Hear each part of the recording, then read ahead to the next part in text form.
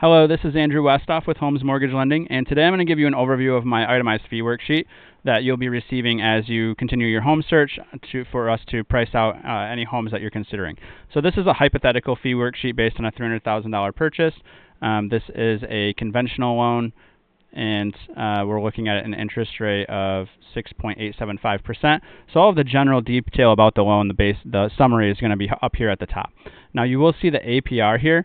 One quick note on the APR: you do not pay your monthly payment based on the APR. You pay it based on the monthly interest rate.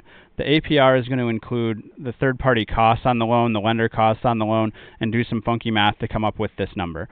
So I don't really like the APR. I don't think it's super accurate because, for one, it's not. Different lenders have different ways that they calculate the APR, and then also the APR isn't a super accurate representation of what that monthly payment would be if you start to kind of do that backwards math, in my opinion. So the APR, in my opinion, is the only real good thing about it is that if you see a big difference between this APR number and this interest rate, then you know there's some additional costs. Well, this loan is one with 5% down, so we do have mortgage insurance, so that's pushing the APR up a bit. But otherwise, if you see another lender that has a really high APR versus their interest rate, that means they're probably charging you some additional costs for the interest rate. So it's just a red flag to kind of look in more detail when you're comparing lenders. So I'm going to go I'm going to go with the origination first, and then I'm going to go on the right side all the way to the bottom, and then back over here to the left side all the way to the bottom, because I think that's how the costs kind of make the most sense when you're looking at them. So when you start over here on the left, this origination charges, this is what the lender is charging for the rate, any of their costs. So you're going to have any origination fee, any discount points, which are points to buy down the interest rate, so you're paying more to have a lower interest rate, any processing fee or underwriting fee. Now, I typically don't have an underwriting fee or an origination fee, and then discount points we would only be charging if you wanted to buy down the interest rate, would appear there. So one thing to note, if you're comparing lenders, when you get a loan estimate, this is going to be Section A of your loan estimate. So to compare to other lenders on their Section A, because all of the other numbers, which I'm going to talk about in a little more detail here shortly, they have nothing to do with the lender. So they're going to be the exact same or very, very close to the exact same regardless of what lender you choose. When you're shopping rates, the two most important things are what interest rate are you getting and what are they charging you in Section A of your loan estimate or origination charges on my fee worksheet. So now when we skip over to the right here, just usually some small costs for recording the deed and the mortgage are added on there. And then when we go to prepaids, so this loan is set up with an escrow account being set up, assuming that you're buying a home in Southeast Michigan. So in most of Southeast Michigan, when you pay property taxes, you're paying them in advance. The reason that that's important is because what I do on my math to calculate your escrow setup is I'm adding prorations due to the seller on there too. So let me backtrack a second. Because the taxes are paid in advance, when you buy a home, the seller is going to already have paid some property taxes for a portion of the year that you are going to live in the home. Because of that, you're going to owe the seller back some taxes that they've already paid on your behalf. And then also we need to set up money in the escrow account so that there's enough in there combined with your monthly payments that includes escrow so that we can pay your property taxes and homeowner insurance when they're due. So the way that math breaks down on the property taxes is between what we need to put in the escrow initially plus what we need to pay back the seller equals about 12 months worth of property taxes in Southeast Michigan. In other parts of Michigan, taxes are paid in arrears, meaning you pay the taxes for the previous year, in which case the seller actually owes you back money. Most of my clients are in Southeast Michigan. If you happen to be in an area where taxes are paid in arrears, we'll talk about it in detail and do a little bit different calculation. But just to make the math easy for you and for me, about a year's worth of property taxes. And then homeowners insurance, regardless of where you're buying, you need to buy a year's homeowners insurance policy up front. So this is just an estimate of that. You get to shop for your homeowners insurance. So whatever you end up choosing is what we'll use. And a note here, hazard insurance and homeowners insurance are used interchangeably in the mortgage industry. Those are the same thing. And then prepaid interest is just when you close on a loan, whatever day you close in the month, you're going to pay interest from that day until the end of the month. And your mortgage is going to officially start that following month for, say, a 30-year mortgage. That's going to be payment 1 of $360, starts the following month. So just to account for the odd days. And then initial escrow payment at closing. So this is a combination of the prepaids and for escrow and homeowners insurance plus a little bit of a cushion. So the escrow payment at closing is really just a cushion. So typically we're doing 2 months worth of property taxes and 3 months worth of hazard insurance or homeowners insurance because we know property taxes and homeowners insurance go up, so we want to pad the escrow account. And then if you're an active client of mine, we'll have talked in more detail about property taxes increasing in general, which I'll talk about a little bit here shortly on this video, but not in depth.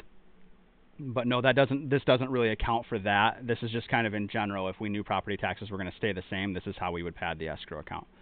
And then the other section here, this is really kind of a catch-all for things that may or may not be charged on any individual transaction. So one of the most typical things is that your buyer's real estate agent is going to charge a realtor admin fee, which my system defaults to real estate commission buyer's broker. Usually it's between $200 and $400, so I have that in there as a default.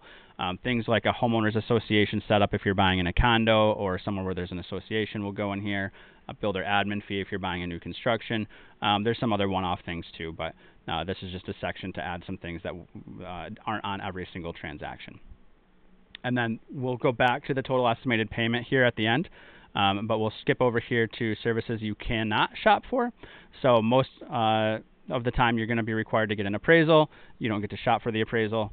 So there's an estimate for that. Credit report, same thing. We need one. You don't get to shop around for it. MERS fee, which is just a system that checks to see if you've applied for other mortgages and are trying to get multiple mortgages at the same time. Flood cert to determine if your home is in a flood area, and then tax service. And then things that you can shop for is typically just your title insurance. Most people defer to whoever their real estate agent recommends for a title company, but you can shop around for it if you'd like. And then there's just going to be an estimate in here for the lender's title coverage as well as a settlement fee, because the title company is the one that they're going to handle the closing. They're going to disperse all of the funds. They take the funds in from us, the lender. They send them out to the seller. They send them out to homeowners insurance, whoever needs to get paid as far as third parties. And then the lender's coverage protects us. So it's a title insurance policy, meaning that if there's any one that says, hey, I actually have ownership rights to the home after you've closed, the title company is issuing an insurance policy to cover us. They're also issuing a policy called an owner's title policy to cover you. In Michigan, the norm is that the seller is going to pay that owner's title policy. So it's always good to check with your real estate agent that, yes, the seller is paying for your owner's title policy, but almost always the only times that I've really seen it on any kind of regular basis that the owner's title policy may not be covered by the seller is if it's a new construction. A lot of builders will have you pay for that cost. But that's why you don't see it here, is because it's 99% of the time the seller is going to pay for it on your behalf. And then here's just a breakdown of all of the costs with additions and subtractions. So pretty much everything is an addition, except this right here. I added $1 for cash deposit on the sales contract. That is fancy jargon for your earnest money deposit. So if you've already got an offer accepted, we're going to put your earnest deposit on here, and this is going to come off your total out of pocket. Meaning when you see this on here, it means that the total remaining funds needed from you are after you've already paid your earnest money. And then sometimes you take an interest rate that has a lender credit associated with it, or certain programs have a lender credit. That's going to appear here. If the seller is offering any type of credit towards your closing cost, that's going to appear here as well and come off the total bottom line number. And then so this will be your bottom line number of what we anticipate you needing for closing on closing day. Note that this is an estimate. We're estimating all of the third-party costs. Everything is an estimate. I usually get pretty darn close, and I try to be a little bit high side, but know that this can change, and don't think that this number is set in stone by any means, and it can fluctuate while your loan is in process as we finalize certain aspects of your loan. So until it's at the very end and we give you your final closing disclosure with your loan scheduled and this is the actual bottom line number, this will not be finalized. Sorry about that tangent. And then to go back here to the total monthly payment. So first mortgage, this is going to be your principal and interest. So the principal and interest you're paying at the term that you've applied for at the interest rate that we talked about up here. So in this case, 6.875%. That's on a conventional 30-year fixed. This is going to be the payment for that for 360 months. Hazard insurance, again, is the same thing as homeowners insurance. That's just 1/12 of the yearly premium, and that will be updated when you choose your homeowners insurance policy to the exact amount of your yearly premium. And then property taxes, this is the current property taxes. So whatever the current owner is paying divided by 12, I will always let you know if I wasn't able to pull the current property taxes, or if I wasn't able to find them somewhere, because then we'll use an estimate here. But this is just what the current homeowner pays, and we added the summer and winter property taxes or any village or other property taxes together and divided by 12 to get that on a monthly basis. And then mortgage insurance, same thing as PMI. So if you're doing less than 20% down on a conventional loan, or if you're doing an FHA loan or USDA loan, that the mortgage insurance will appear here.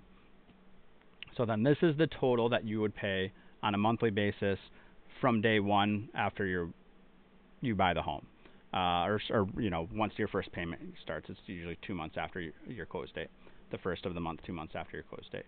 But in most places in Michigan right now, as well as across the country, but in most places, property taxes will likely increase after you buy the home. Usually somewhere between 9 and 18 months afterwards, there's going to be a reassessment. So I always do a calculation at the current millage rate to give you an idea of what those property taxes will increase to on a monthly basis, which I put here and just add to the total. So this is what you can prepare for the actual total that you'll pay 9 to 18 months from now. And if you're a client of mine, we'll go into more detail about how that works out, because your escrow account will be set up a little bit incorrectly once the property taxes increase, because we're setting this up based on the current property tax rate here. But I won't go into that detail right now. This is just to give you an idea of the actual fee worksheet. Just know that I will give you an estimate on what the taxes will go up to, so you have an idea of what that payment will ultimately be. So hopefully this has been helpful. Of course, if you have any questions, you're likely already a client of mine if you're watching this video, so please reach out. But if you don't have my contact information, it is in the video description as well. And I look forward to working with you on your home purchase. Thank you.